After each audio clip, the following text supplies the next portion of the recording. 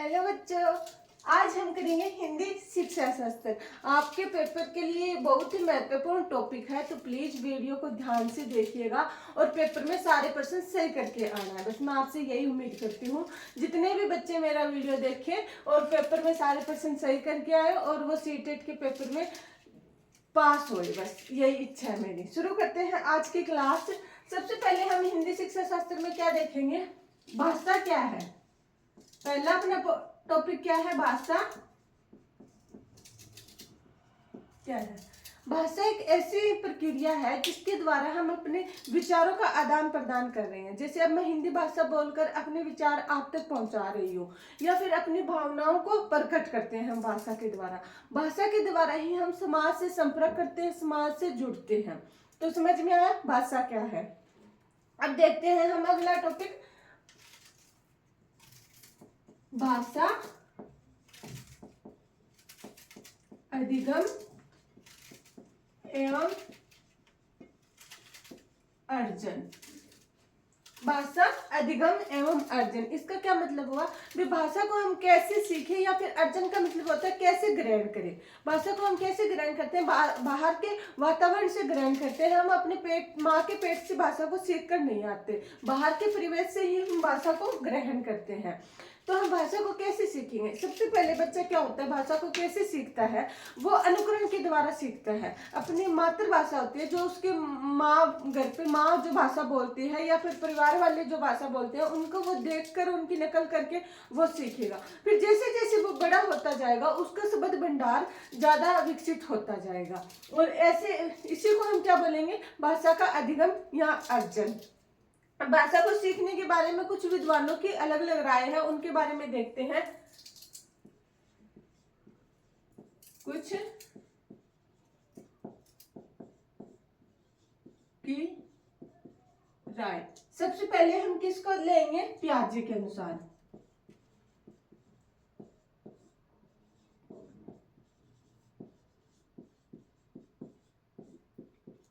पियाजे के अनुसार बच्चे कैसे सीखते हैं। पियाजे के अनुसार बच्चे अपनी समझ से अनुकरण करके सीखते हैं। मतलब पियाजे ने किसका सिद्धांत दिया है, संज्ञानात्मक सिद्धांत दिया है। संज्ञानात्मक मतलब क्या होता है, समझ। तो भाषा में भी वही इन्होंने वही बताया कि कोई भी बच्चा अपनी समझ से अनुकरण करके भाषा को सीखेगा। पियाजे के अनुसार बच्चा कैसे सीखता है, अनुकरण करके अपनी समझ से।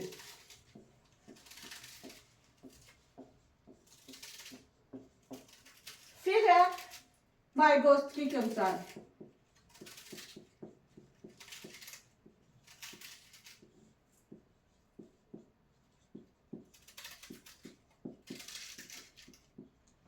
वाइगोत्स्की ने क्या बताया कि बच्चा समाज से सीखता है, क्योंकि वाइगोत्स्की ने कौन सा सिद्धांत दिया है, सामाजिक सांस्कृतिक सिद्धांत दिया है। तो इन्होंने इस पे भी, भाषा पर भी वही चीज मानी है कि बच्चा किससे सीखेगा, समाज से। बच्चा समाज से सीखता है। अगला है अपना चॉम्स्की के अनुसार।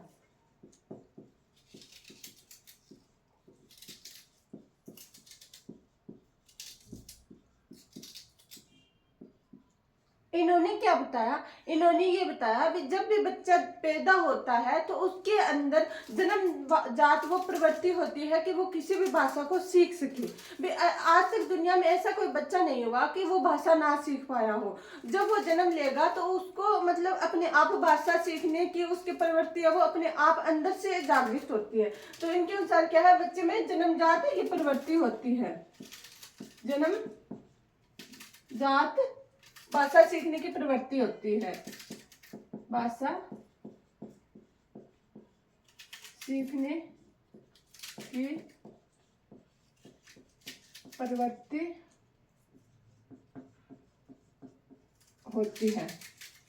साथ में इन्होंने क्या बताया है, LLD के बारे में। LLD के बारे में, इसका क्या मतलब हुआ, लैंग्वेज लर्निंग डिवाइस। इन्होंने ये बताया कि प्रत्येक बच्चे के अंदर जन्म से पहले ही एक ऐसा डिवाइस होता है जिससे वो कोई भी भाषा आसानी से सीख सकता है या ग्रहण कर सकता है। इसके बाद हम देखते हैं त्रिभाषा सूत्र। कौन सा? त्रिभाषा सूत्र। ये क्या कहता है? कोठारी आयोग ने क्या बताया? त्रिभाषा सूत्र बताया। इसमें क्या होता है कि प्रत्येक बच्चे को 3 भाषाओं का ज्ञान करवाना आवश्यक है, ताकि जितनी ज्यादा वो भाषा सीखेगा उसका विकास उतना ही ज्यादा होगा, वो लोगों के साथ उतना ही ज्यादा कम्युनिकेशन बना सकेगा या संपर्क बना सकेगा। क्योंकि अगर आपने सिर्फ एक भाषा आती है, जैसे एग्जाम्पल लेते हैं, अब आपको सिर्फ हिंदी आती है, लेकिन आप साउथ भारत की तरफ जाओगे तो उन लोगों के साथ संपर्क कैसे करोगे? उनको हिंदी नहीं आती, वो या तो तमिल बोलेंगे, तेलुगु बोलेंगे या फिर अंग्रेजी बोलेंगे। तो मतलब आपको एक से अधिक भाषाएं आनी चाहिए। इसलिए कोठारी आयोग ने किसका सूत्र दिया? त्रिभाषा का सूत्र। किसने दिया? कोठारी आयोग ने।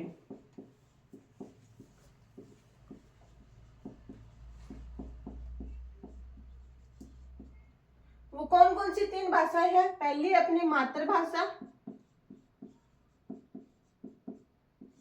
मतलब 1 से लेके 5 तक के बच्चों को उनकी खुद की रीजनल या मातृभाषा में पढ़ाना चाहिए। दूसरी है अपनी हिंदी भाषा,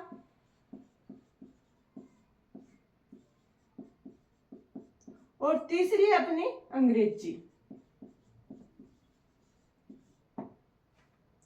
क्या कहा है? शुरू में जब कोई भी बच्चा किसी भी समाज से आता है या कोई भी उसकी भाषा हो, जब स्कूल में आएगा तो उसे उसकी मातृभाषा में पढ़ाना चाहिए, फिर धीरे धीरे उसे हिंदी के अनुरूप डालना चाहिए, और फिर उसके बाद में उसे अन्य भाषाओं का ज्ञान करवाना चाहिए, ताकि वह अपना मतलब भाषिक बन सके और ज्यादा से ज्यादा लोगों के साथ संपर्क कर सके। इसके साथ ही एक बात बताना चाहूंगी, अगला अपना मैं सिर्फ आपको इम्पोर्टेंट पॉइंट बता रही हूँ, ताकि आपका सारा सिलेबस एक वीडियो में कवर हो जाए और आपका 15 से 20 नंबर आसानी से इसी वीडियो में बन जाए। अगला है अपना हिंदी भाषा के बारे में। हिंदी भाषा है, ये अपने भारत की राजभाषा है, ध्यान में रखना है, राजभाषा है, यह राष्ट्रभाषा नहीं है। ये क्या है? हिंदी भाषा कैसी होगी? अपनी राजभाषा होगी। राष्ट्रभाषा क्यों नहीं? अब पूरे भारत की अपन राष्ट्रभाषा घोषित क्यों नहीं कर सकते हिंदी को?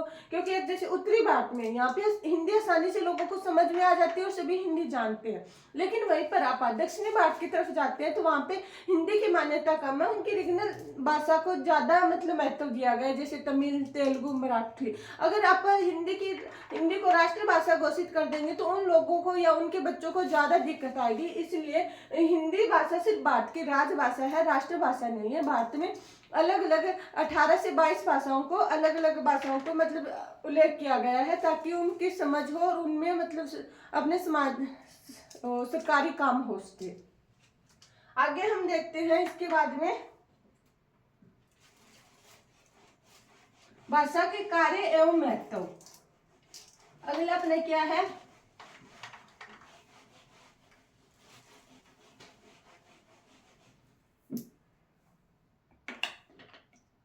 भाषा के कार्य एवं महत्व।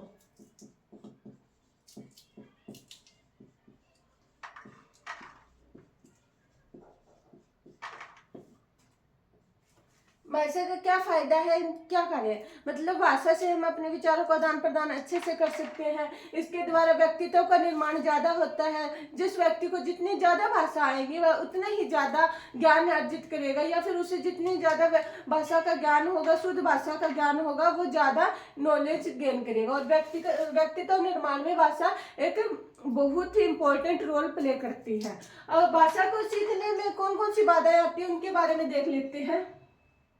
भाषा को सीखने में सबसे पहले कौन सी बात आएगी? परिवेश की। मतलब परिवेश कैसा है, उसका आसपास का वातावरण कैसा है, यह भाषा को सीखने में बहुत ज्यादा इंपॉर्टेंट रोल प्ले करता है। साथ में सीखने वाले की इच्छा शक्ति पे भी डिपेंड करता है, उसकी सामाजिक और आर्थिक स्थिति पे भी ये डिपेंड करेगा। अब इसके बाद में हम देखते हैं अगला पॉइंट है अपना भाषा अधिगम में व्याकरण की भूमिका।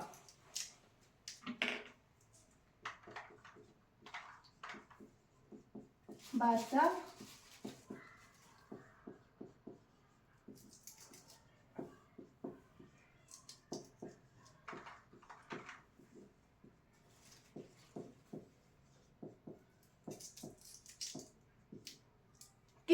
भाषा अधिगम में या भाषा के सीखने में व्याकरण का क्या महत्व है, क्या रोल है, इसके बारे में देखेंगे, उसकी क्या भूमिका है। जब हम घर पे कोई भाषा सीखते हैं तो वो कैसे होते हैं, अनौपचारिक तरीके से सीखते हैं। जैसे हम मातृभाषा को कैसे सीखेंगे, अनौपचारिक तरीके से। वहीं पर व्याकरण हमें कैसे सिखाती है, औपचारिक तरीके से किसी भाषा का ज्ञान करवाती है। मातृभाषा को हम कैसे सीखते हैं,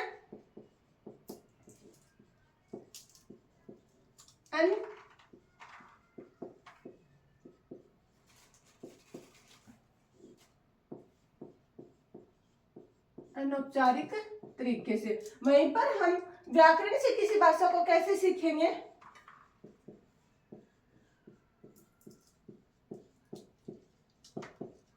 भाषा को औपचारिक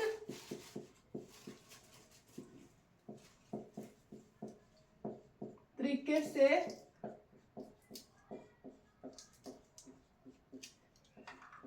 सीखेंगे।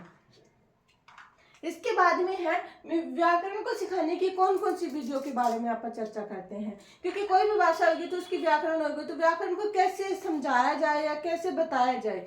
इसमें व्याकरण में सब कुछ व्यवस्थित होता है, क्रम से लेके सारी भाषा का ज्ञान करवाया जाता है। ऐसे नहीं है कि उठा के कुछ भी सीख लिया हमें, इसमें सारे नियम कानूनों का हमें ज्ञान करवाया जाता है। अब हम देखते हैं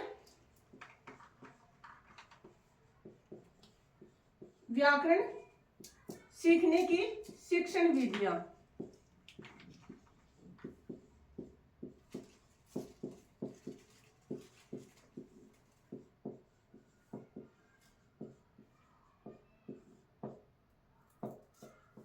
पहले अपनी कौन सी होगी, निगमन विधि।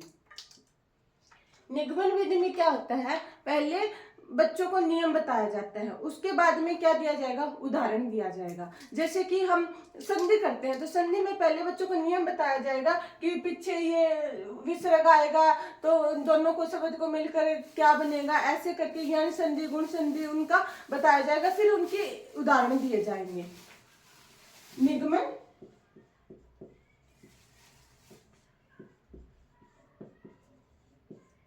विधि। बच्चों आपको समझ तो आ रहा है क्या? अब आप मेरे सामने बैठे नहीं, वरना मैं आपको फिर से पूछ लेती और आप बता देते भी मैम फिर से रिपीट करो। क्या पता मैं अपने आप ही बोली जा रही हूँ, आपको समझ ही ना आए, तो उसका थोड़ा कम फायदा होता है। निगमन विधि में क्या होता है कि बच्चों को पहले नियम बताए जाएंगे कि किससे क्या बनता है, संधि कैसे होगी, अपने पहले नियम बताए जाते हैं बच्चों को, फिर उसका उदाहरण दिया जाता है। तो निगमन में क्या होगा, पहले नियम बताएंगे, उसके बाद उदाहरण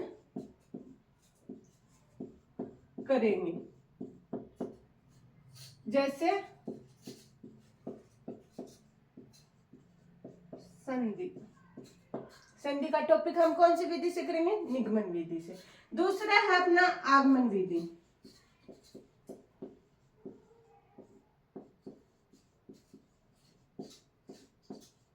इसमें क्या होता है, पहले बच्चों को उदाहरण दिया जाएगा, उसके बाद में वो नियम तक पहुंचेगी, भी नियम कैसे बनेगा। आगमन विधि में हम कैसे करेंगे, जैसे अलंकार का एग्जांपल लेते हैं, हम लेते हैं रघुपति राघव राजा राम, पहले ये बताएंगे, फिर देखेंगे कि इसमें अनुप्रास अलंकार बनना है वो कैसे बन रहा है, फिर उसका नियम बताएंगे। भी एक ही ध्वनि बार बार रिपीट हो रही है। आगमन विधि में हम क्या करेंगे, पहले उदाहरण बताएंगे, उसके बाद नियम करेंगे। पहले उदाहरण बताएंगे, उसके बाद नियम करेंगे। एग्जाम्पल अपने अलंकार। अब इसके बाद में और विधियां है, जैसे भाषा संसर्ग विधि हो गई। कौन सी, अगली कौन सी है,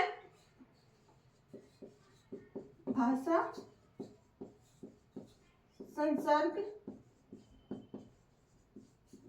विधि। इसमें क्या होता है, बच्चों को मतलब कोई भी बड़े लेखक की कहानी, किताब, साहित्य से पढ़ाया जाता है, लेकिन इसमें बच्चा धीरे धीरे सीखेगा, एकदम से सारा नॉलेज नहीं सीखेगा। पहले के आपने अपने दादा को, पापा को देखा होगा, वो स्कूल में कम गए हुए होते हैं, लेकिन जैसे जैसे वो अपने घर पे रोज अखबार पढ़ पढ़ के उनके पढ़ने की स्पीड बढ़ जाती है, और साथ में उनके जो अक्षर है वो भी सही पढ़ने लग जाते हैं। तो वो कौन सी विधि हो गई, भाषा संसर्ग विधि। इसके बाद में एक दो विधियां और है, जैसे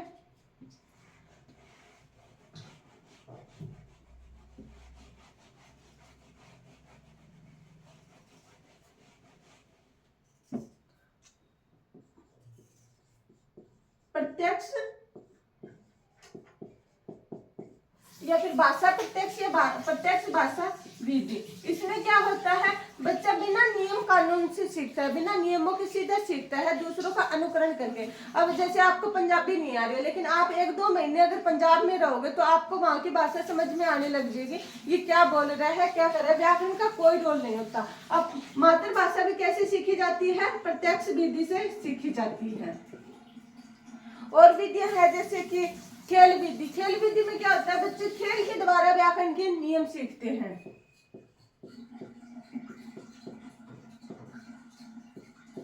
इसमें क्या होगा, बच्चे खेल के द्वारा व्याकरण के नियम सीखेंगे।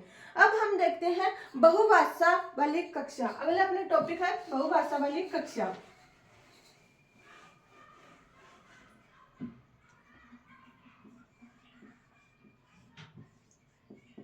बहुभाषा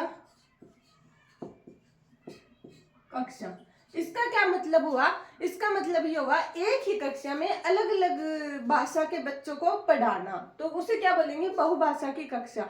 और इसमें क्या होता है, अलग अलग समाज की अपनी अलग अलग भाषाएं होती है। ये आपने भी अपनी क्लास में देखा होगा, कोई बच्चा हिंदी बोलता है, कोई मारवाड़ी बोलता है, कोई पंजाबी बोलता है, ऐसे। फिर क्या करते हैं, हमें उन बच्चों की सभी भाषाओं का सम्मान करना चाहिए, और उनको मतलब उनकी भाषाओं की उपेक्षा नहीं करनी चाहिए, सम्मान करना चाहिए। फिर धीरे धीरे उनको पहले उनकी भाषा में सिखा के फिर धीरे धीरे उन्हें स्कूल की भाषा के अनुरूप ढालना चाहिए। ये क्या है, बहुभाषा के कक्षा का नियम है। साथ में क्या होता है, जहाँ पर बच्चे बहुभाषा के जितने ज्यादा बच्चे होंगे उनसे उनकी सीखने की नॉलेज और साथ में एक दूसरे की संस्कृति का भी पता चलेगा, और वो उनमें उनकी भाषाओं का विकास होगा। इसका ये भी बेनिफिट है। तो हमें बहुभाषा को बढ़ावा देना चाहिए, इसकी उपेक्षा नहीं करनी चाहिए। अगला है अपना टॉपिक भाषा कौशल।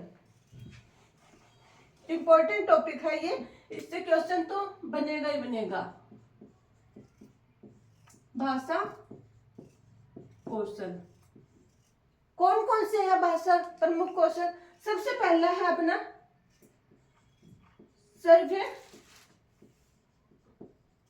भाषा कौशल, उसके बाद है मौखिक अभिव्यक्ति भाषा कौशल,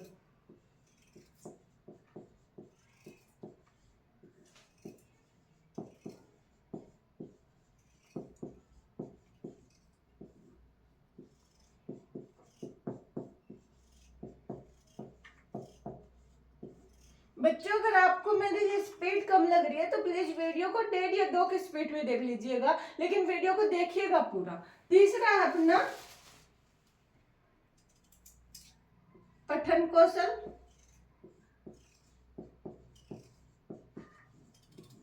और चौथा है लेखन।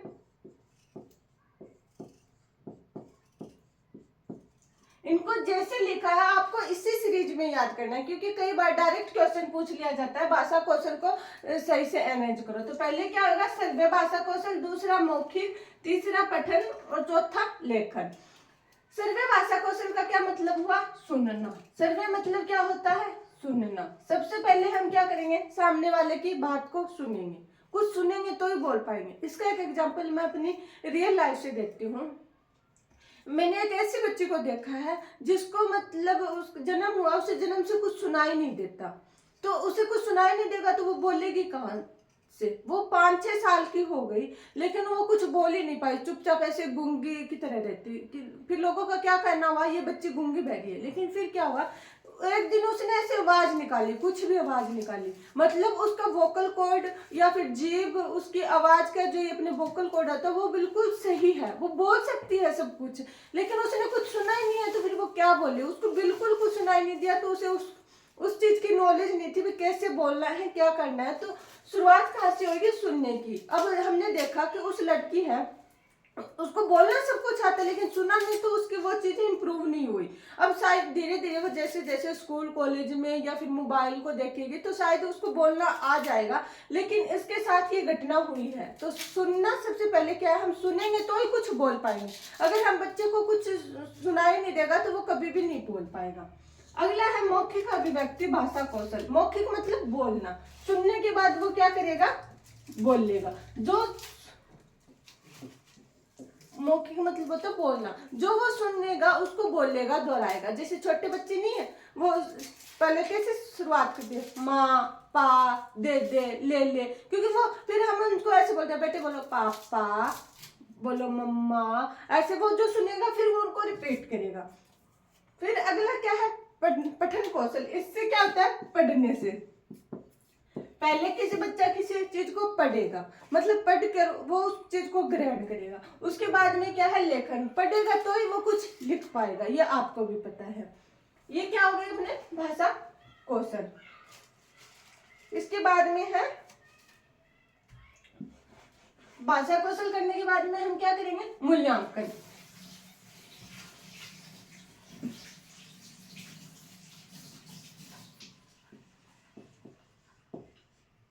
मूल्यांकन का क्या मतलब होता है आपको अच्छे से पता है, किसी चीज का आंकना।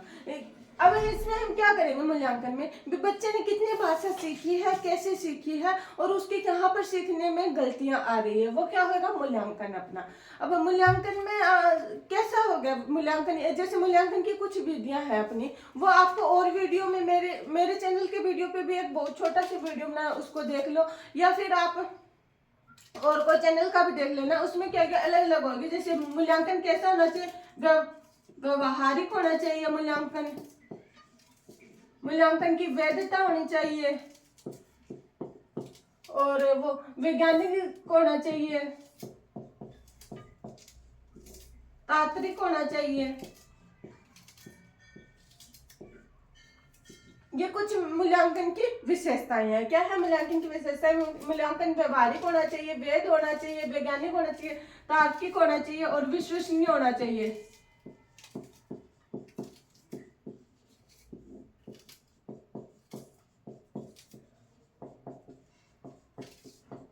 इससे क्या पता चलता है? इससे हमें ये पता चलता है कि बच्चा कितना सीखा है। अब जैसे कोई बच्चा है, हम एग्जांपल लेते हैं, XYZ कोई भी बच्चा, जैसे राम एक बच्चा है, वो क्या करता है? वो हिंदी का जब भी कोई टेस्ट होता है उसके हमेशा उस टेस्ट में 15 में से 13 नंबर आते हैं।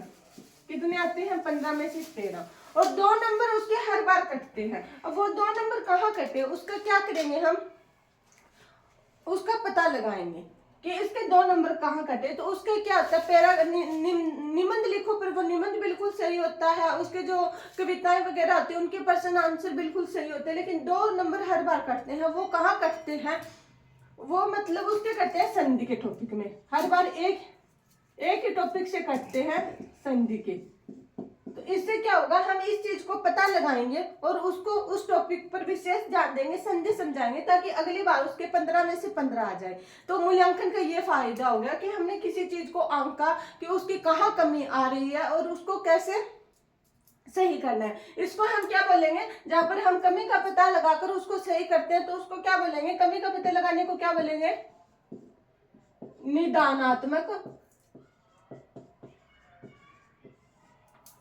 मतलब निदान करना,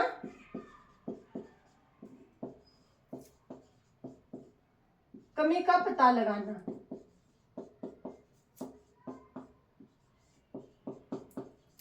क्योंकि मूल्यांकन करने के बाद हमें उस चीज का निदान भी तो करना है कि बच्चा कहाँ कमजोर रहा है और क्यों रह रहा है हर बार। और निदान करने के बाद में आपको अच्छे से पता है क्या करना होगा हमें? उपचार।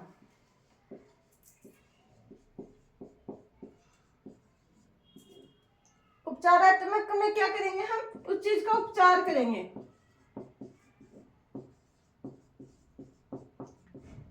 जैसे बच्चे का यहाँ पर बच्चे के संधि के क्वेश्चन हर बार गलत हो रहे हैं, तो हम उसको संधि पे विशेष ध्यान देंगे और संधि को अच्छे से पढ़ाएंगे, तो उसमें उसका क्या हो गया, उपचार हो गया। ये हमारी क्या होगी, मूल्यांकन के बाद में या फिर भाषा शिक्षण में हम निदानात्मक और उपचारात्मक का टॉपिक इसके साथ ही हमने कर लिया। अब इसके बाद में हम देखेंगे कुछ शिक्षण सहायक सामग्री।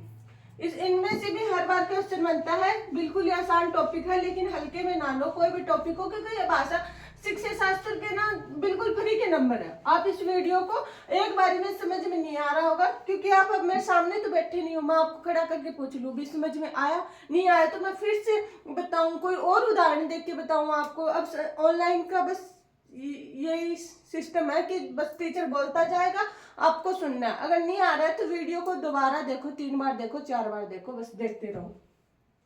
अगला अपना शिक्षण सहायक सामग्री। शिक्षण सहायक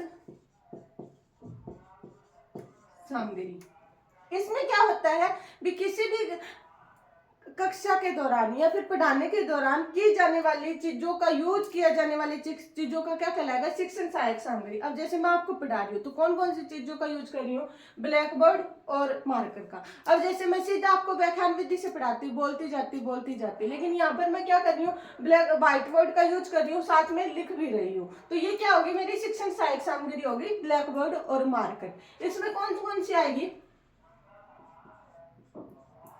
सर्वे सामग्री, दूसरी अपने दृश्य सामग्री, और तीसरी है सर्वे दृश्य सामग्री। शिक्षण सहायक सामग्री में से क्वेश्चन बनेगा, आप इसको ध्यान से पढ़ना। सर्वे सामग्री, दृश्य सामग्री, सर्वे दृश्य सामग्री। अब हम देखते हैं सर्वे सामग्री। सर्वे सामग्री में से कौन कौन आता है, इसका क्या मतलब होता है, सर्वे मतलब सुनना, मतलब सुनकर हम भाषा को अर्जन कर रहे हैं, भाषा का अर्जित कर रहे हैं, ग्रहण कर रहे हैं किसी। अब आप क्या कर रहे हो, अब आप जो देख रहे हो मोबाइल, वो किस में आएगा, सर्वे और दृश्य में आएगा, क्योंकि मैं बोल रही हूँ वो आपको सुनाई भी दे रहा है, और यहाँ पे जो व्हाइट बोर्ड पे लिख रही हूँ वो दिखाई भी दे रहा है, तो वो किस में आएगा, सर्वे दृश्य में। सर्वे में क्या आएगा, सिर्फ सुनाई देगा कि कौन क्या क्या आएंगे इसमें, ध्यान रखना आपको, रेडियो, इन चीजों को आप ध्यान से करो। ऑप्शन में यही पूछेंगे कौन सी सर्वे सामग्री है, कौन सी दृश्य सामग्री है। रेडियो हो गया, टेप रिकॉर्डर हो गया,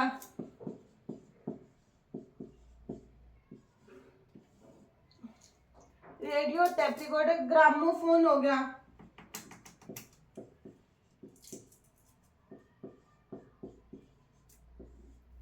वह लिंगवा फोन। इन पर आप स्टार लगा लीजिएगा, किस किस पर, ग्रामोफोन और लिंगवा फोन पर, क्योंकि ये एग्जाम में हर बार पूछ लिया जाता है ग्रामोफोन लिंगवा फोन कौन सी सामग्री के अंतर्गत आता है, तो आप इसे किसे करेंगे, सर्वे सामग्री के अंतर्गत, सुनने वाली सामग्री के अंदर। जैसे हम रेडियो से, टेप रिकॉर्डर से सुनते हैं, वैसे ग्रामोफोन व लिंगवा फोन से सुनते हैं। उसके बाद में है अपनी प्रमुख दृश्य सामग्री, ये कर लिया होगा आपने, ग्रामोफोन और लिंगवा फोन एग्जाम में पक्का आएगा। सुनने में, ये जो सुनने वाली सामग्री के अंतर्गत आएगा। अगला है अपना दृश्य सामग्री।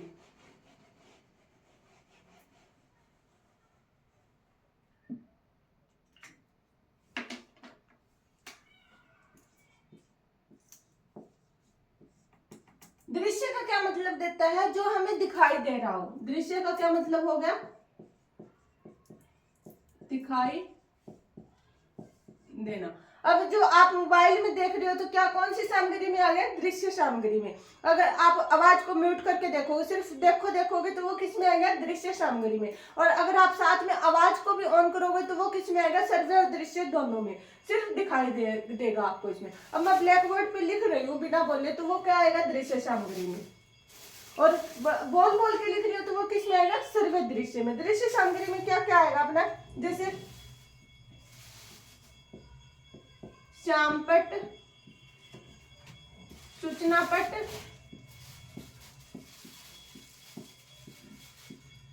मानचित्र, रेखा चित्र,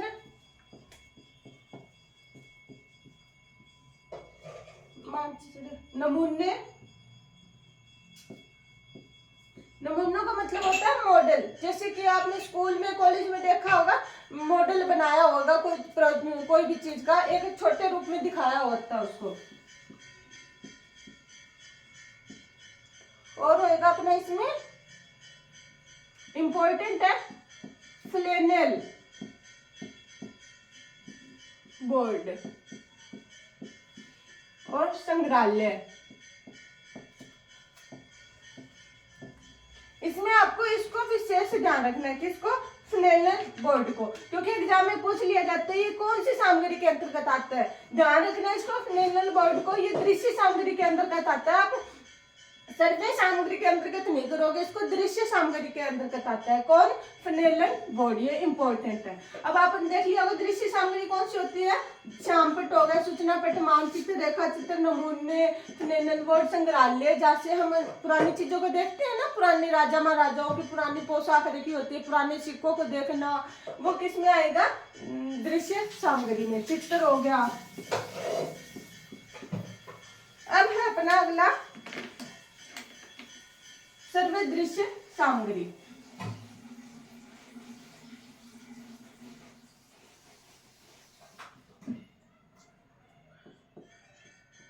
सर्व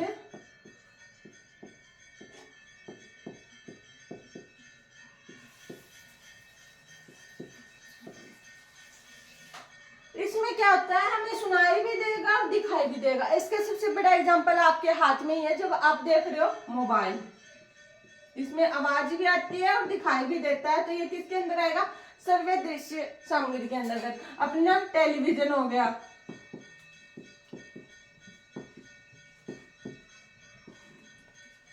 सिनेमा, या फिर हम क्या बोलेंगे इसको? चलचित्र। ये किसके अंतर्गत आएंगे? सर्व दृश्य सामग्री के अंतर्गत। इसके साथ ही अपना हिंदी शिक्षा शास्त्र का टॉपिक कंप्लीट होता है। उपचारात्मक विधियां आपको बता दी है मैंने इसमें।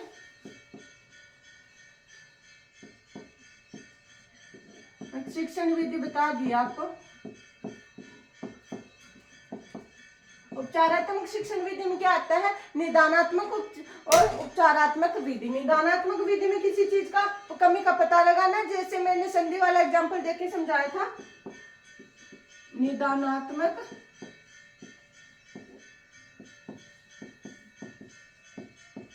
शिक्षण विधि